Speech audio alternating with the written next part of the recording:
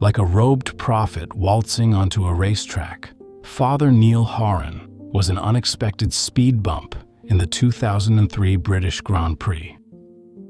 There he was, sign in hand, read the Bible, striding across the tarmac like he was late for Sunday Mass, except the cars whizzing past him were closer to fighter jets than parishioners.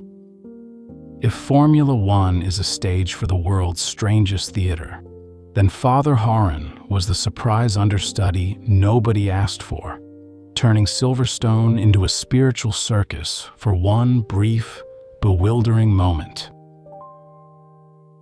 This is the kind of story you didn't know you needed. The moment history stopped making sense and started veering wildly through the chicanes of human ambition.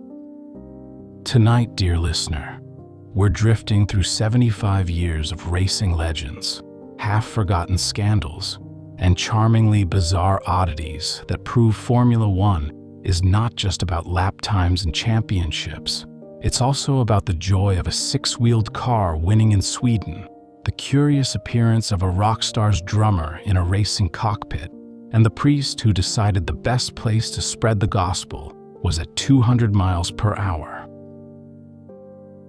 Welcome to Sleepy Journeys, a gentle drift through the strangest corners of the past, designed to soothe your mind and quietly blow it at the same time. I'm Jack, your mildly unhinged narrator for the evening, part storyteller, part time traveler, entirely unqualified to operate a musket. Each night, we wander gently through the oddities of history, the quiet scandals, the ceremonial absurdities, the moments that sound made up but absolutely weren't. So pull the covers high, let the candles flicker low, and allow the past to stumble in, half-dressed and slightly confused, just like the rest of us. And just before we fully drift off, if you're enjoying Sleepy Journeys, go ahead and tap follow or subscribe on whatever platform you're joining me on. That way, you won't miss any of our upcoming sleepy adventures. And let us know in the comments where in the world you're listening from and what time it is there. It's always fascinating to see who's joining us. As the engines cool, the candles glow, and the world slips into dreams, let's settle in for a story that proves that even in the world's fastest sport, there's always room for the wonderfully odd. Let's journey back to the first days of Formula One, where gentlemen drivers raced with silk cravats and royal fans watched from picnic blankets, and follow the winding road through decades of flying cars, disco jumpsuits, and the eerie calm of drivers losing 3 kilograms of sweat in a single race. Take a deep breath, feel the stress of the day drift away, and let's begin. The 1950s were a time when the world was still catching its breath after the war, but the drivers of Formula One were already hurtling ahead, as if racing was the only language they understood. The sport's inaugural season in 1950 felt like a debutante ball for roaring engines, an elegant gathering of gentlemen who swapped their silk cravats for leather helmets and discovered that the world's finest way to travel wasn't by yacht or by train, but by the seat of their pants in an open cockpit bullet. The first race at Silverstone, on a blustery May day, drew King George VI and Queen Elizabeth, unlikely fans perhaps, for the clouds of tire smoke and the occasional airborne hubcap. Italian driver Giuseppe Farina won that day, piloting his Alfa Romeo with a calm ferocity that suggested he was born to balance speed and silk-lined bravado in equal measure. It was a time when the drivers looked more like secret agents than athletes, handsome, mustachioed, and never seen without a cigarette, even as they tightened their belts for a high-speed waltz. Yet the real star of the decade was Juan Manuel Fangio, the Argentine maestro, whose 5 world titles would stand unbeaten for nearly half a century. Fangio seemed to race as if gravity itself was an optional extra. At the 1957 German Grand Prix, he stopped for a leisurely pit stop and then rejoined the race 50 seconds behind. Undaunted, he began lapping 15 seconds faster than anyone else, weaving through the twisting Nordschleife like a silk scarf in a hurricane.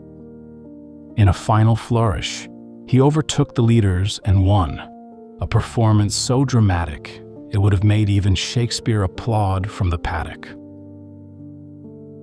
Yet the 1950s were not all stately duels and gentlemanly manners. Stirling Moss, the darling of British racing, was as charming off the track as he was fast on it. At Aintree in 1957, Moss and Tony Brooks shared a car, each taking turns at the wheel like they were sharing a bottle of champagne at a garden party. They won that day, the first all-British triumph, and celebrated with the same understated flair that defined the decade. But the fates of the 1950s were not always kind. Mike Hawthorne, who became Britain's first world champion in 1958, retired from racing soon after, only to perish in a mundane road accident on a misty Surrey lane. It was a cruel irony, as if the open road had decided to play its own grim joke on a man who had outfoxed death at 160 miles per hour. There were other tales, some stranger, some quietly noble. Maria Teresa de Filippis became the first woman to race in Formula One, wearing a bright red helmet that matched her determination. She didn't score points, but she drove with a ferocity that rattled the very notion of who belonged in the sport. Meanwhile, the gentlemanly air of the 1950s was occasionally interrupted by royal guests. Prince Bira of Siam raced with the flair of an aristocrat and the easy grace of a man who had the world's best tailors on speed dial. He even insisted on having chilled coconut water waiting for him after every race, as if hydration was the secret to conquering the racetrack. Through it all, the decade hummed with the quiet tension of a world rediscovering its thirst for danger. The tracks were long and winding, the drivers daring and dashing, and the cars themselves seemed like mechanical stallions, each with its own roar and temperament.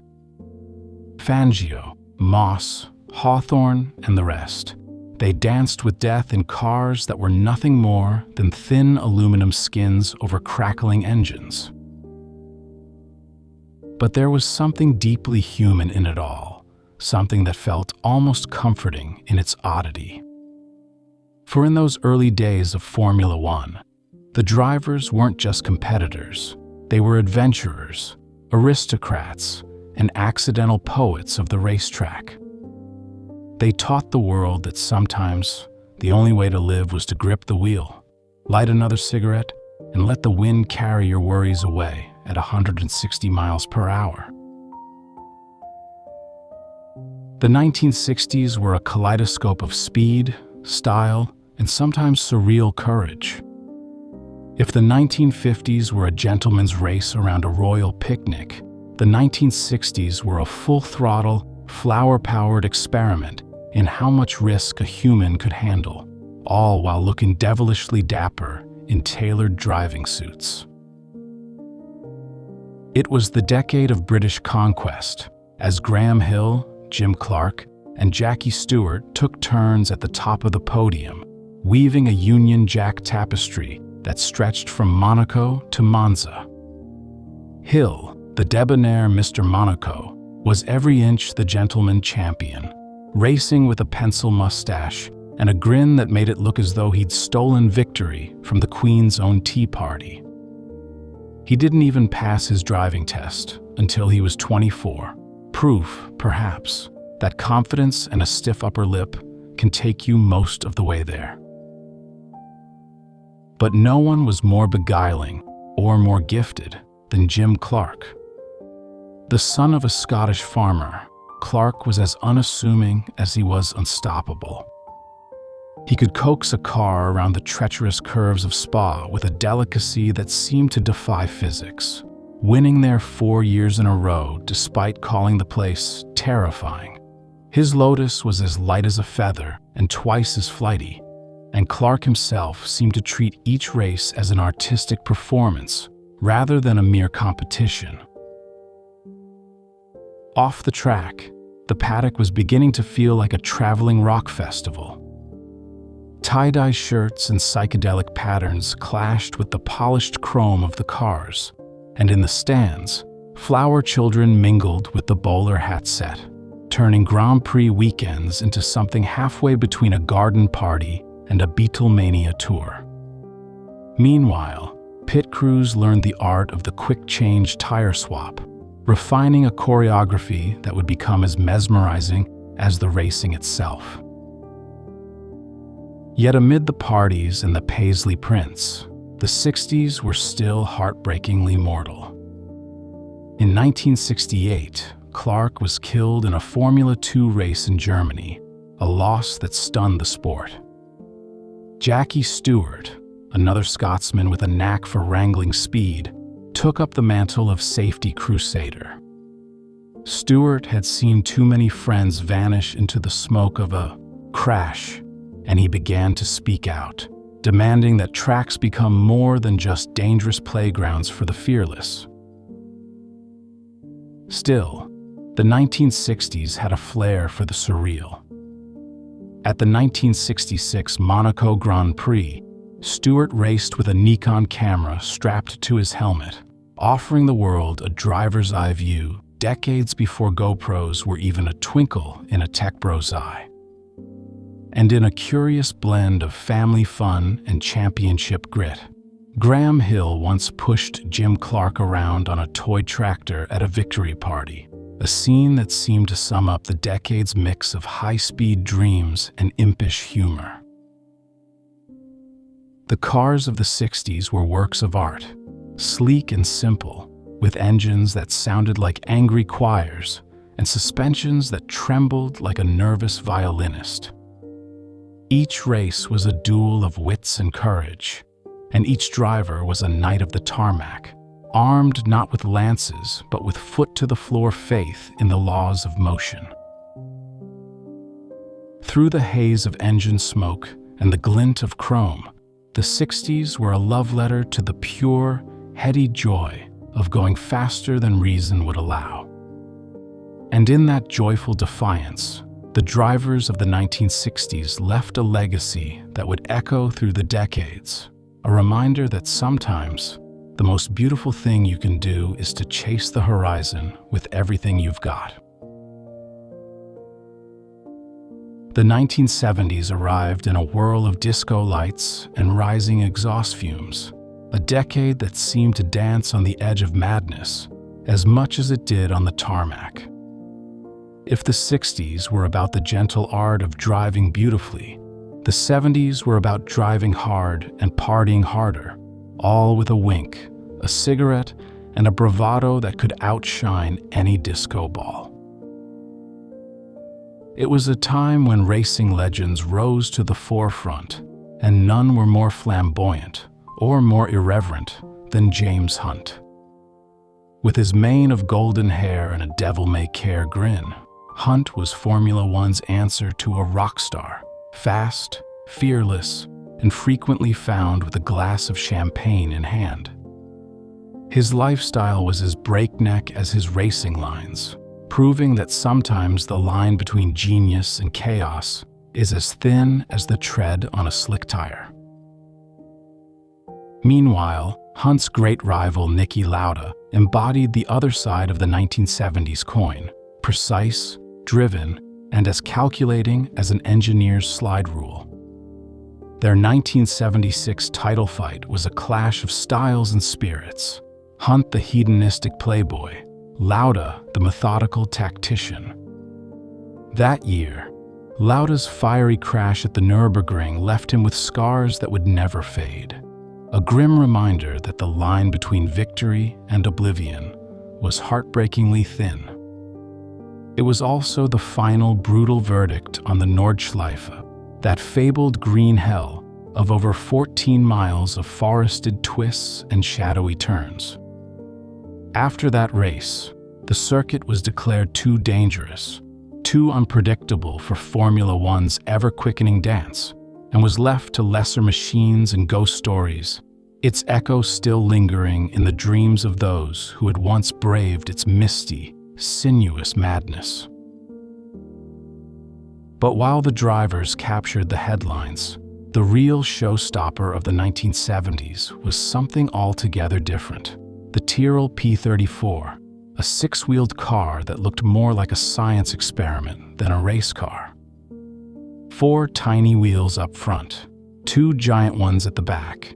It was a design so audacious, it made even the most seasoned engineers pause. Yet this curious contraption was no gimmick.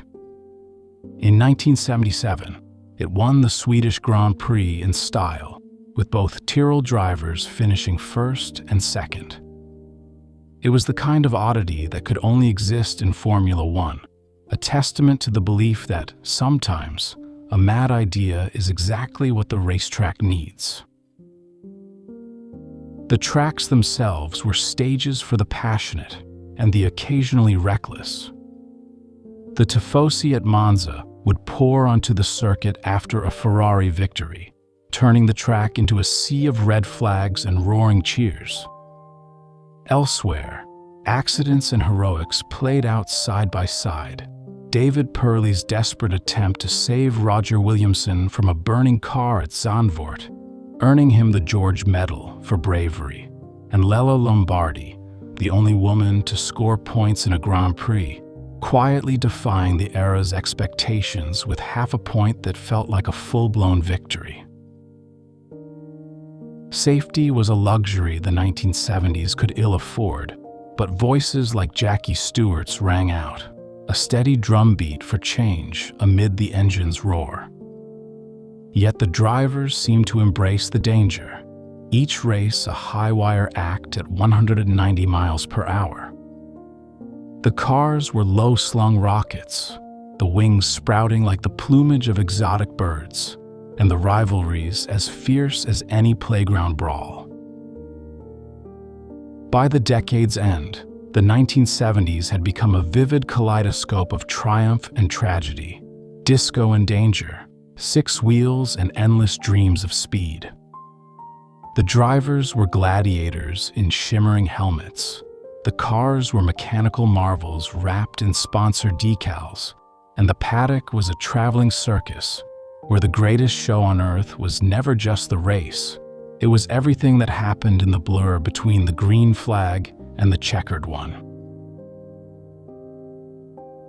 The 1980s roared to life like a turbo engine at full boost, loud, proud, and absolutely unfiltered. This was the era of monstrous power surges, where turbochargers turned engines into fire-breathing beasts and made drivers feel like they were strapped to the nose of a rocket.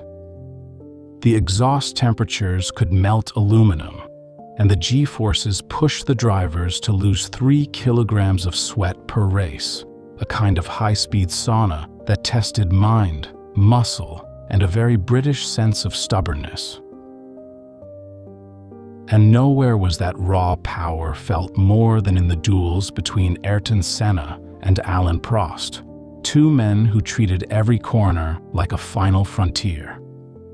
Senna was an artist in a cockpit, painting every lap with brushstrokes of aggression and precision. His throttle technique was as famous as his brooding stare, constantly stabbing at the pedal mid-corner, playing the engine like a percussion instrument to keep the car on the edge of chaos. The revs would wail as he balanced the Lotus through tight turns, a mechanical symphony of risk and reward that left his rivals dazed.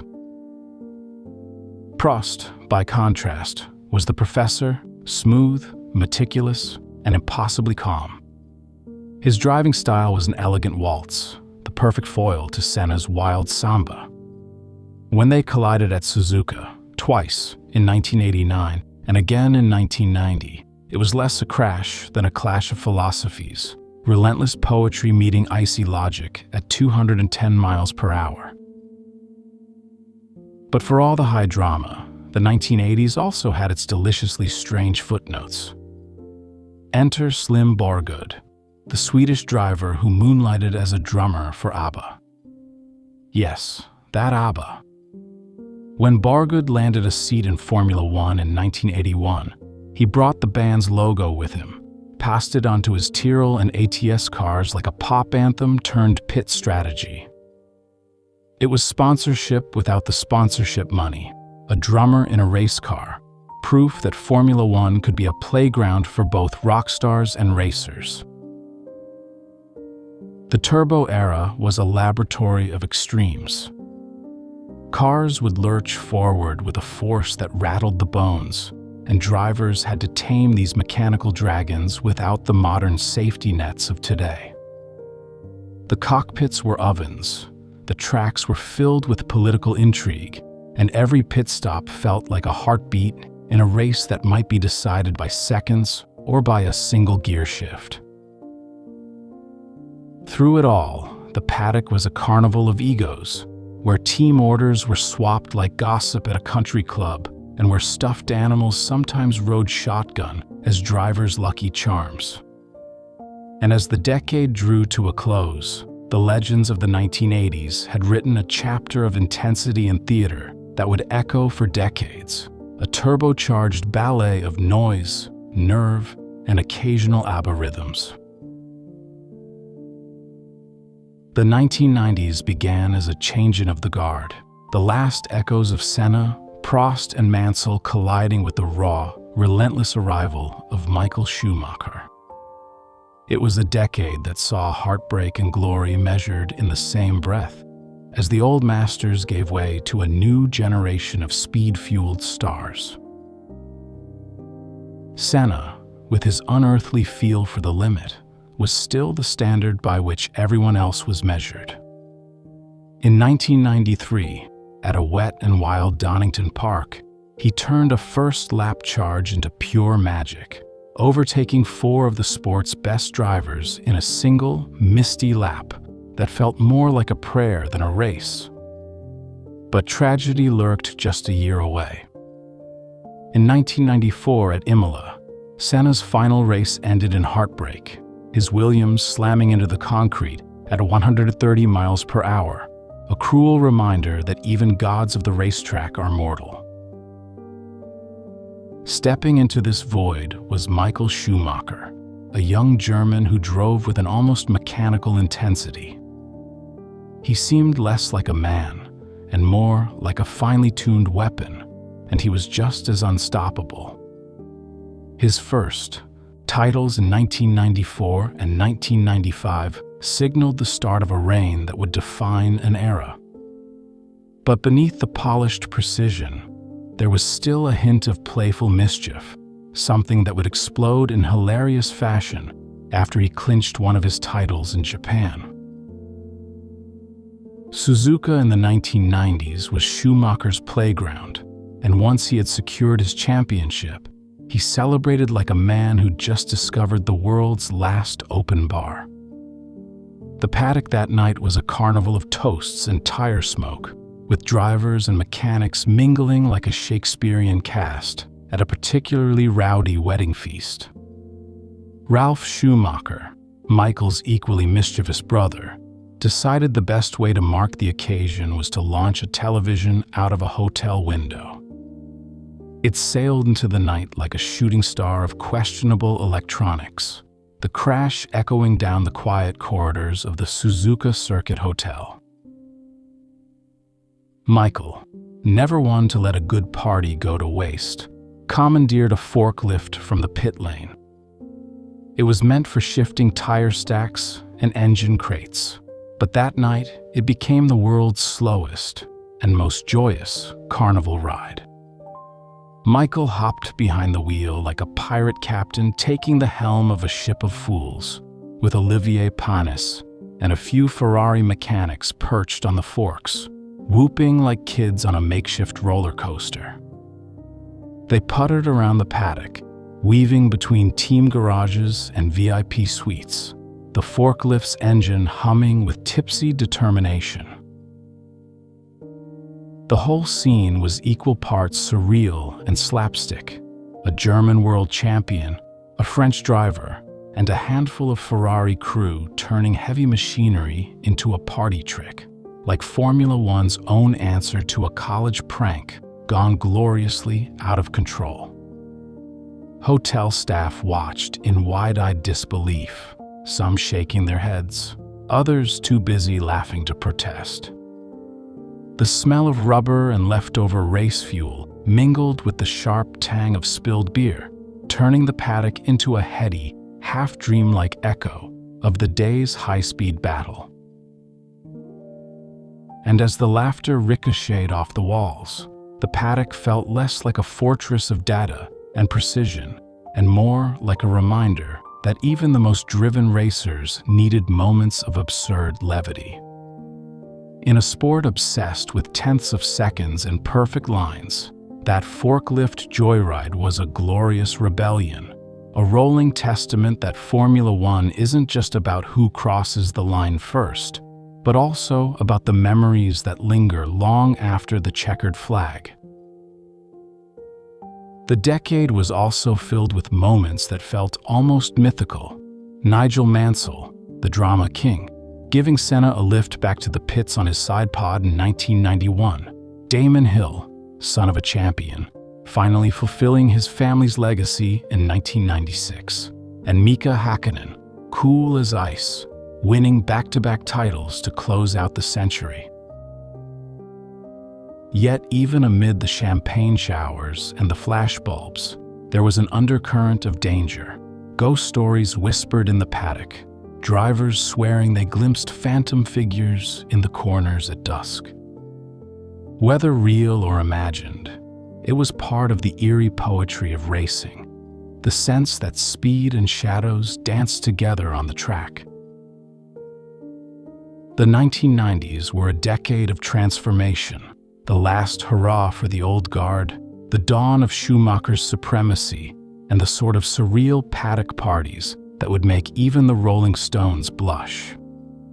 In the glow of the Suzuka floodlights or the fog of Imola's final turn, the decade taught us that Formula One is never just about the cars. It's about the lives lived, the ghosts remembered, and the celebrations that defy reason or safety manuals. The 2000s began with Michael Schumacher and Ferrari turning Formula One into their personal playground. They won with ruthless consistency, 5 straight drivers' titles for Schumacher, a red-suited juggernaut that left everyone else playing catch-up. But as the cars became more precise and the money more immense, the human oddities that swirl around the sport only grew more delightfully weird. Perhaps the strangest cameo of the decade came not from a driver, but from a man of the cloth, a true preacher of speed, or perhaps a preacher hopelessly in the wrong place. In 2003 at Silverstone, Father Neil Horan turned the storied British Grand Prix into his personal pulpit. Dressed in flowing green robes that looked better suited to a village fete than a racetrack, he clutched a sign that read, "Read the Bible." The Bible is always right, an earnest command that was almost certainly lost to the roar of 900 horsepower engines. As the cars screamed down the straight at 230 miles per hour, Horan appeared on the track like a ghostly herald in the middle of a medieval joust.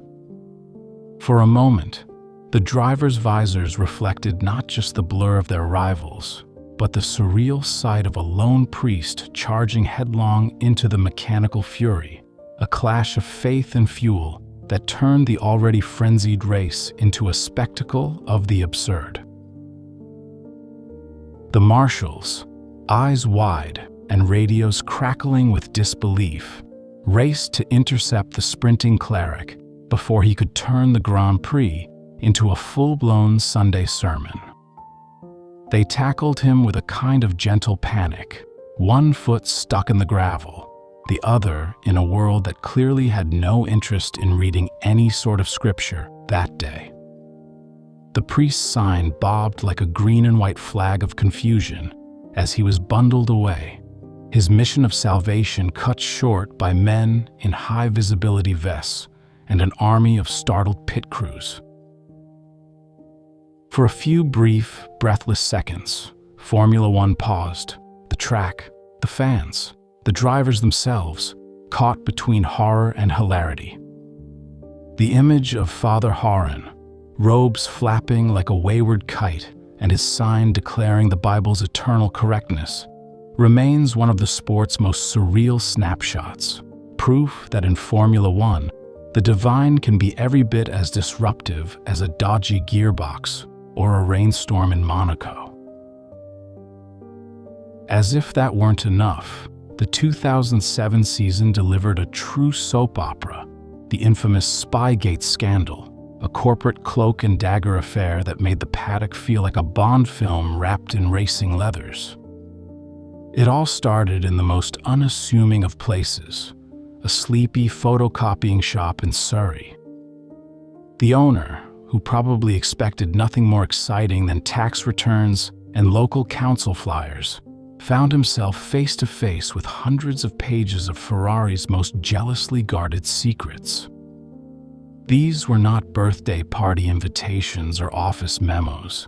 They were the technical blueprints of the prancing horse, diagrams so sensitive they might as well have been Vatican vault plans or the secret to eternal youth.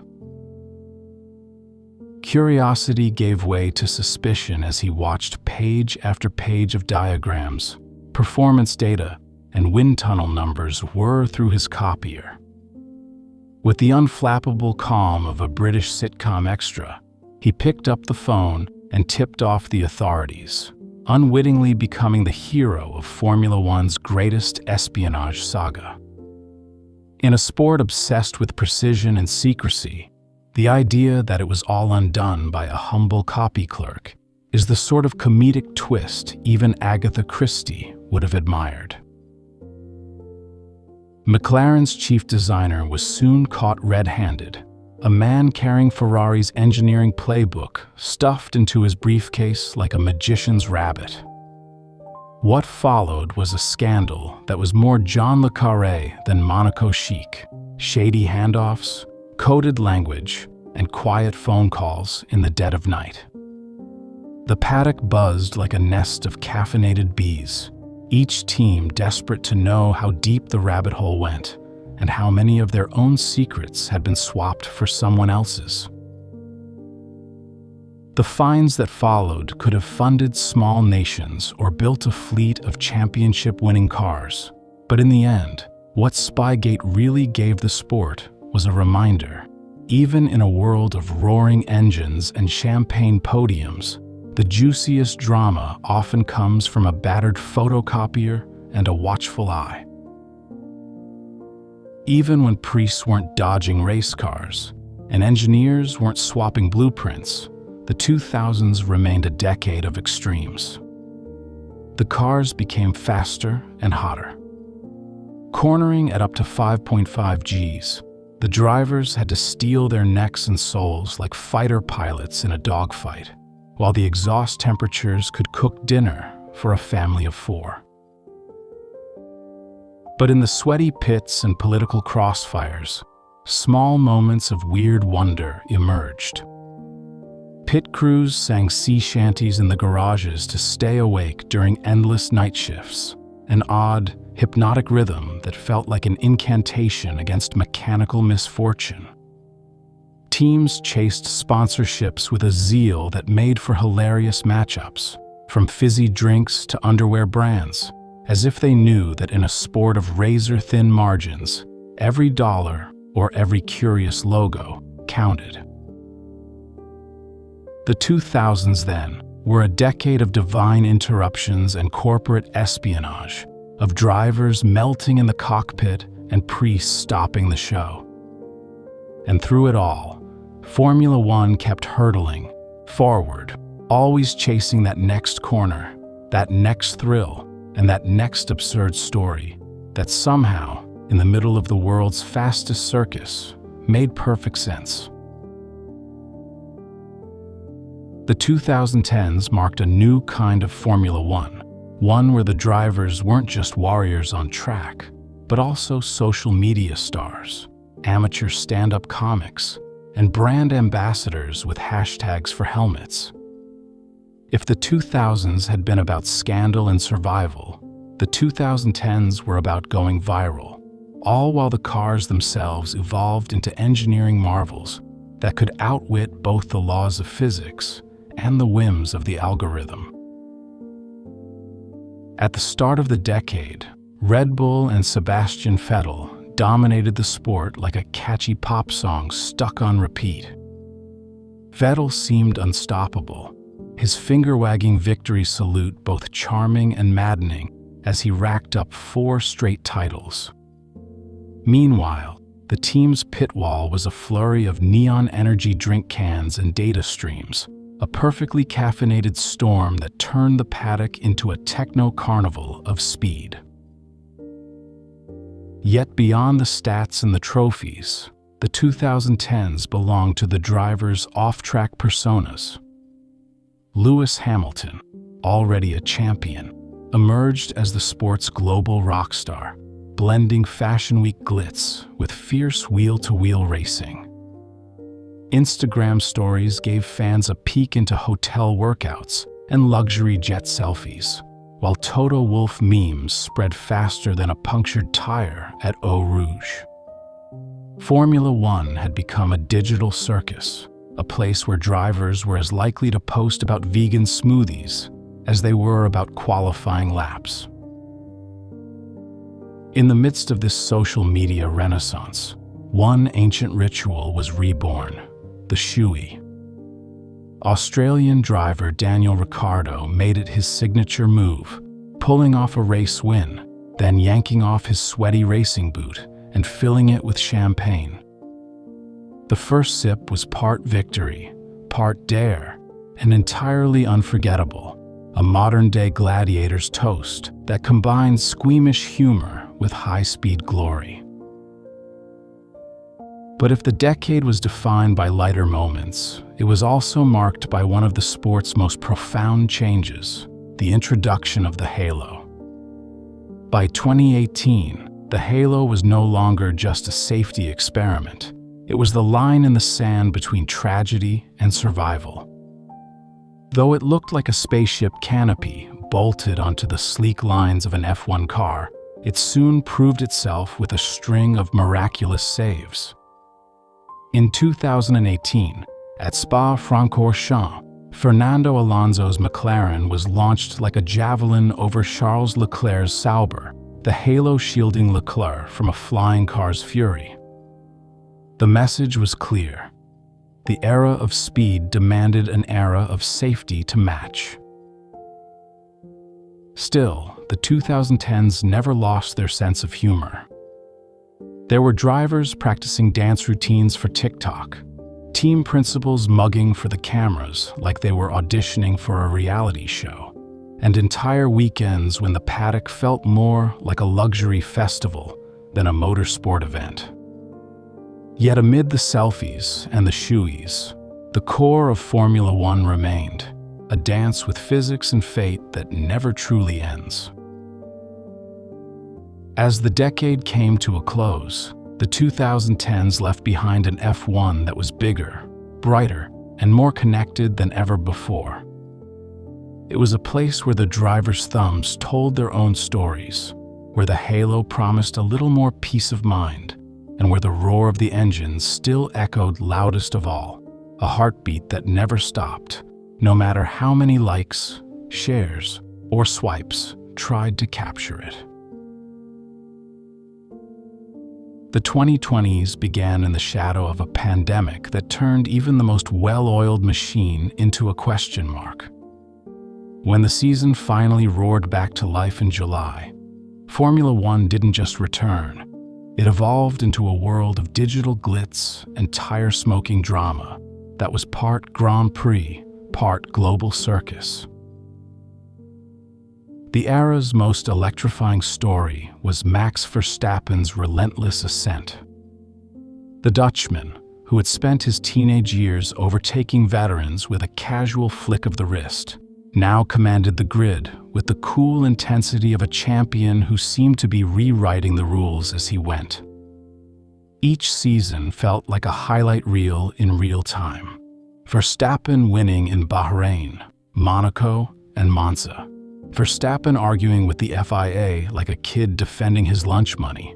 Verstappen turning entire grandstands into seas of orange smoke and uncontainable joy.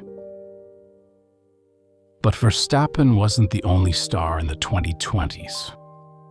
Charles Leclerc's victory for Ferrari at Monza in 2024 was a throwback to the team's golden age, a red flash of hope in a world that still adored the prancing horse. Lando Norris, the charming Brit with the boyish grin, finally took his maiden victory in Miami, the fans tossing him in the air like a conquering hero.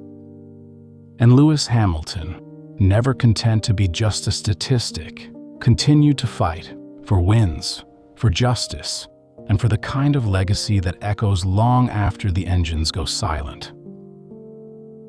Meanwhile, the paddock took on a new life, a modern-day carnival of tattoos, streaming cameras, and yogurt sponsorships.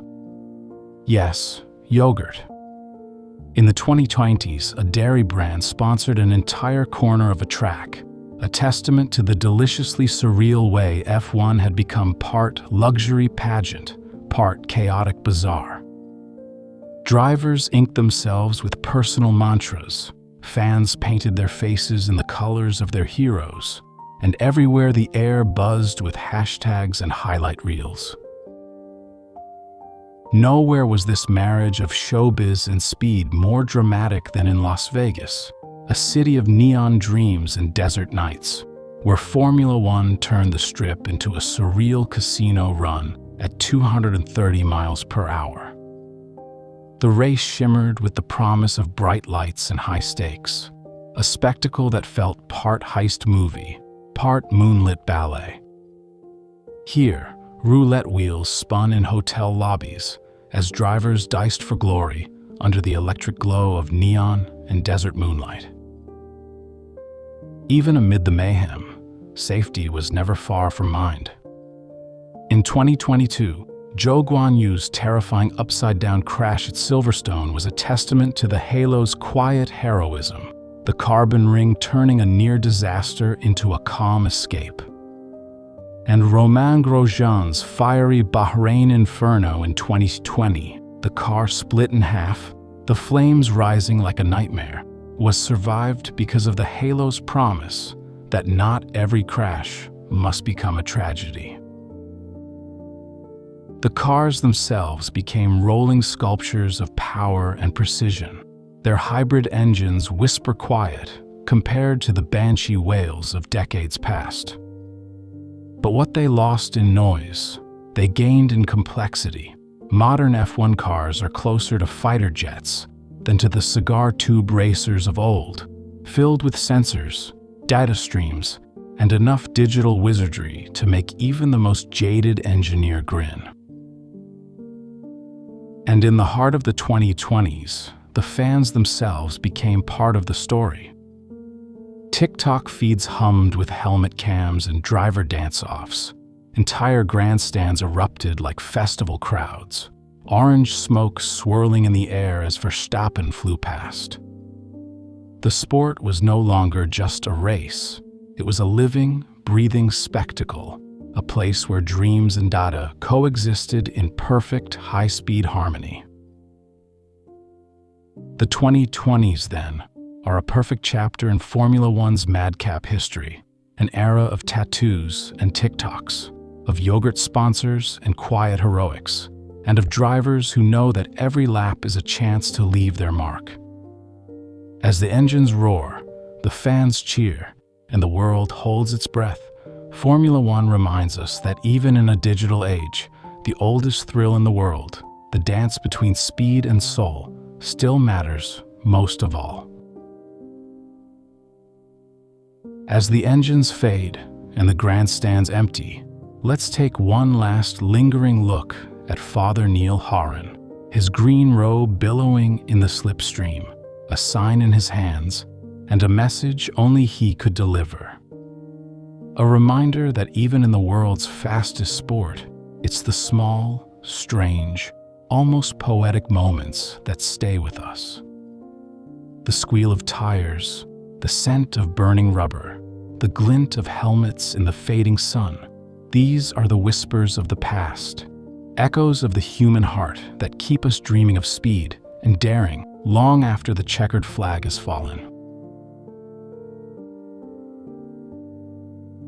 Thank you for joining me on tonight's journey.